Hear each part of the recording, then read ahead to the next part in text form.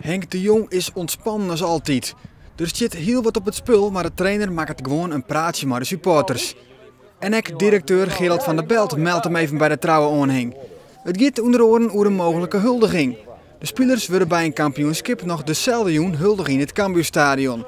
Maar ook de stad Ljouwert wil de ploeg in het zintje zetten en daarvoor zou man dit joen geschikt wezen. Dat is wel een van de gedachten die er heersen. Mede omdat er op 5 mei bevrijdingsfestival is en alles er nog staat. Dus bovendien dat zou ook een mooi gevolg zijn op de vrijdag.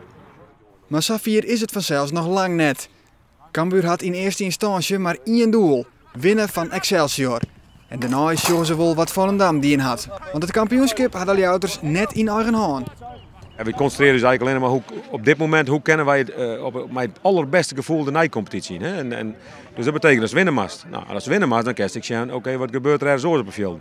Maar we moeten zelf dat gevoel vasthouden, dat onverslaanbare gevoel. Nou, dat hebben we zelf in de hand. De rest hebben we net zelf in de hand. Cambuur is dus afhankelijk van Volendam, die het opnemen moet tegen Go Ahead Eagles. En dat is de oude club van Wout Drosten. De verdediger had al even contact gehad met zijn oud ploeggenoten. Daar heb ik al gezegd van, nou, ik trakteer jullie als jullie punten binnenhalen.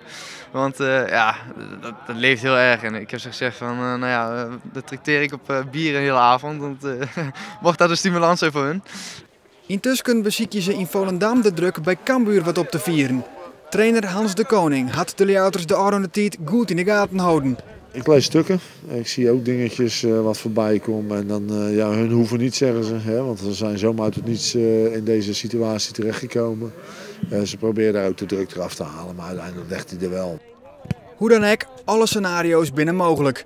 Het wordt een geweldige ontknoping en alles en Elsenien bij Cambuur hoopt het op een goede oren. Nevens de Jong is er een reële kans dat de schaal mooi naar Ljouwert gaat. 40%. Ja, 40%. Ze had een eigen hand. Maar dat Go Ahead, dat gaat er wel voor. Maar Excelsior had ik een heel aardig ploegje. Het wordt voor ons ook al heel lastig om te winnen. Dus ja, we hebben beide lastige wedstrijden.